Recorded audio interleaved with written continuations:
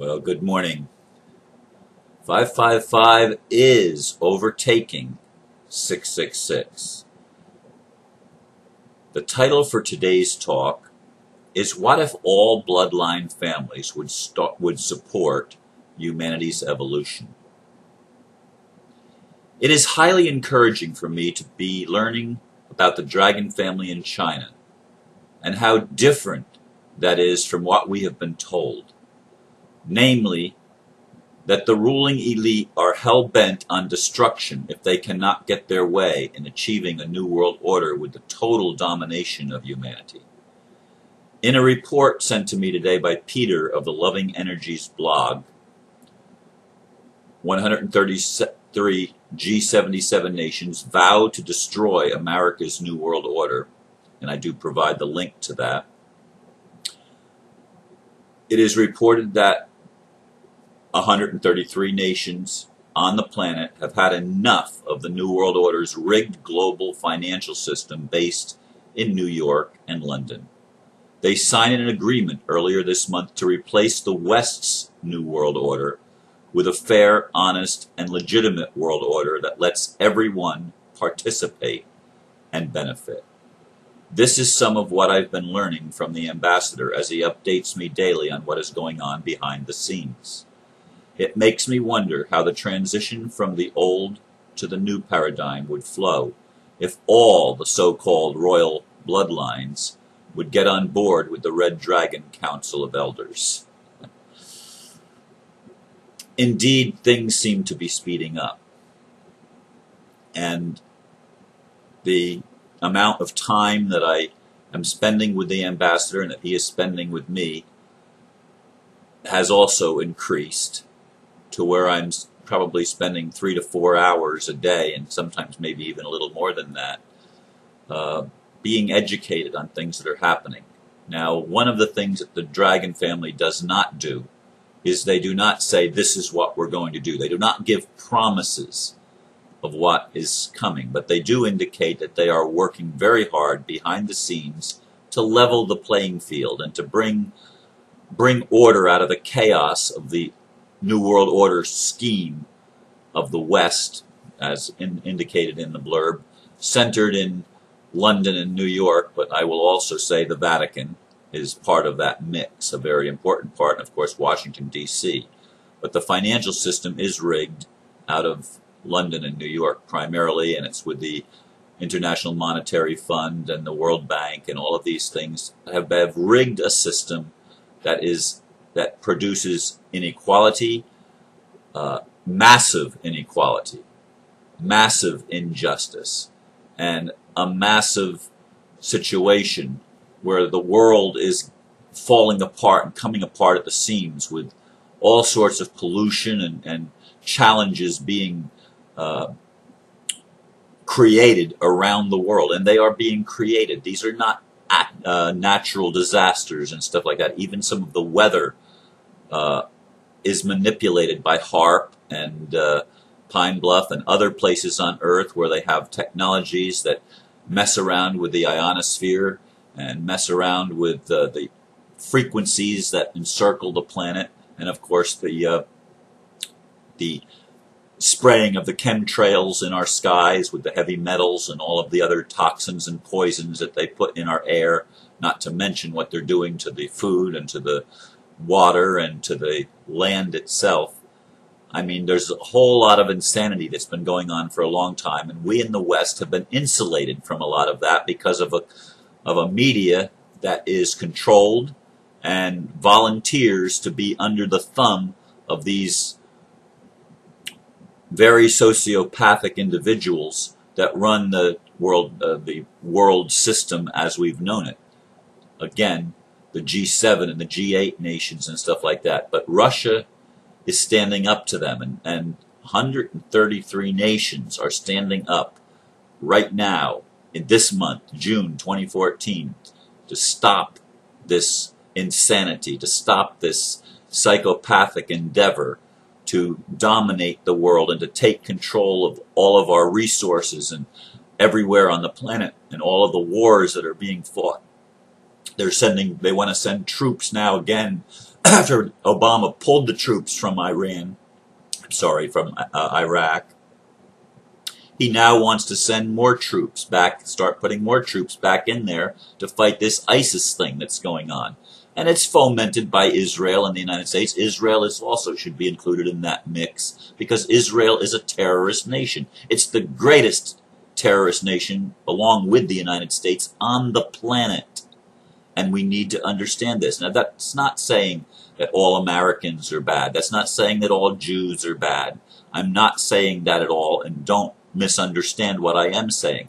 But there is an established elite, if you will, the powers that have been hell-bent on creating as much disharmony and as many problems for humanity to face as possible. Now, this could be, in a sense, the greatest amount of contrast possible, so as to wake us up. Now, you could frame it that way to look at it in a positive manner, that they've helped us awaken. Yet, if they were allowed to complete their plan, Earth would not be a place that you and I would want to raise our children on, and we wouldn't even want to be here ourselves in all likelihood, because it would be so controlled and so bad. It already is pretty bad in Europe and the United States and Canada and the Western countries and in Australia. They're clamping down on the people. It's even unlawful in the state of Florida to go get off the grid, according to things that I've heard. I mean, such insanity that they don't want people to be free. They want us to be controlled. And there are people like me and many, many others around the planet that are standing up to this, and more of the elite establishment are coming on board. What if the elite decided to dissolve the Federal Reserve and all of the central banks and allow local banks to be empowered to enrich the people? And instead of taking from the people, the banks were there to distribute funds to enable people to achieve their dreams and to become fulfilled individuals, to get the education that they need, and all of the things that would support the evolution of humanity, that would support our awakening and our re-education as to how things work, the things that would be supportive of helping people grow and grow up, would be funded so that people would not have to struggle. And that the best ideas that are being brought forth through the creative minds of men and women and even children around the world would be able to be implemented and used by humanity to free our time, to free our resources, to free us, so that we could focus on the arts and music and the creative effort. And we wouldn't have to be slaves all the time to a system of going to work 2 or 3 jobs in many cases. I mean, I know a couple that I'm friends with the family, where the man works 2 jobs and the woman works 3 jobs just to survive, and that's a couple with no children. Can you imagine? Like my daughter and her husband, when they have 3 children and they're trying to survive, and all the problems and pressures that are put on them to try to survive.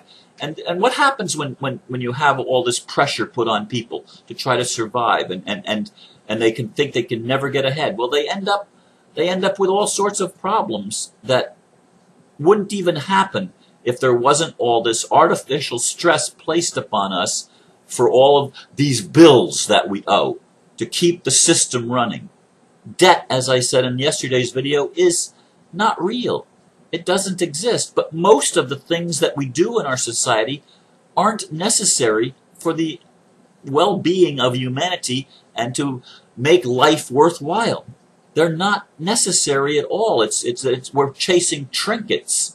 It's not important that we have the latest luxury car or live in houses with gold-plated fixtures and stuff like that. The dragon family in China and the dragon families of the East are totally different than the royal bloodlines of the West, where they clothe themselves in opulence and they surround themselves with all of the greatest and best and just an opulent lifestyle of greed and just totally disconnected from life. In the East, what I'm learning from the ambassador is that they do not do that on purpose. They live pretty much like everybody else lives. They're willing to go into a house of an everyday person and even sleep on the floor. I mean, the mindset of the Eastern bloodlines is totally different than what we've been led to believe in the West is the elite's mentality. It is the West's mentality. It is the mentality of the Queen of England and of the people that serve the Vatican, the Pope, and all of that corrupt system. It's a total lie what they live. The Chinese aspect and the Eastern aspect is down to earth, and they have gone out of their way now for some time to connect with ordinary people like me. I mean, they reached out to me. I didn't reach out to them. I wouldn't have known how to reach out to them. They reached out to me, just an ordinary person sitting here in Florida, a retired individual who does daily vlogs, videos every day since January 2011. They reached out to me, and I'm sure they're reaching out to a lot of other people. And we want to help the delegates in Swiss Indo and all of the people that have had visions for a better world. We want to tap into these resources of the visions and of the creativity and energy that people want to put out to help humanity, lift humanity up, to make sure all humans everywhere are fed decent food and have clean water and proper shelter and safety, so that military and law enforcement are trained to keep the peace. That's their real job, not to start wars, not to do drone attacks on people, not to try to do what Obama and all of the other heads of state in the Western nations of the former British Commonwealth are doing, and all of the corruption and all of the mass confusion that they are creating on purpose because they don't want us to know. It says at the beginning of that blog, of the article that I named in my blurb, it was dated June 17th, Bolivia, the American and European media are doing everything they can to black this news out, but it's not going to stay a secret for long. As of this weekend, and that was again June 17th, so we're talking, it's now June 23rd, right? Well, today is, but this video is going to be going up on the 24th. There's a new world order on Earth, and its enemy is the United States, the EU, the UN Security Council, and the world's shadow government led by the IMF and the WTO. That's the International Monetary Fund and the World Trade Organization.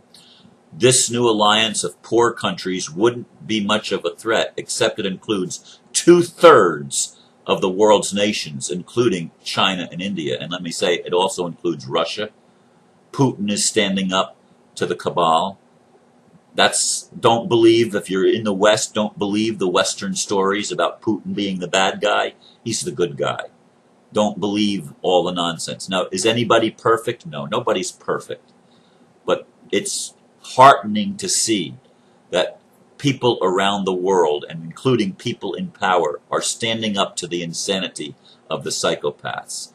They want to help humanity.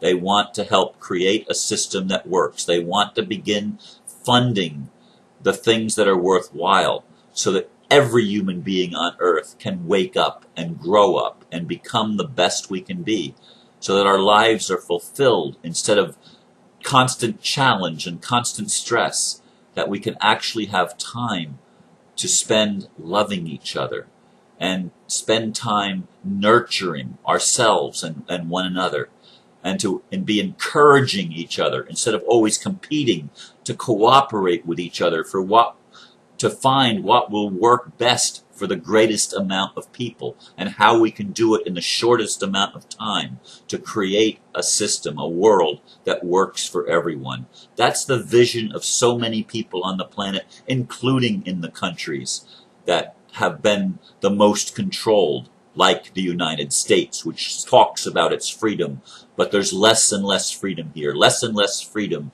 in Australia, less and less freedom in Europe.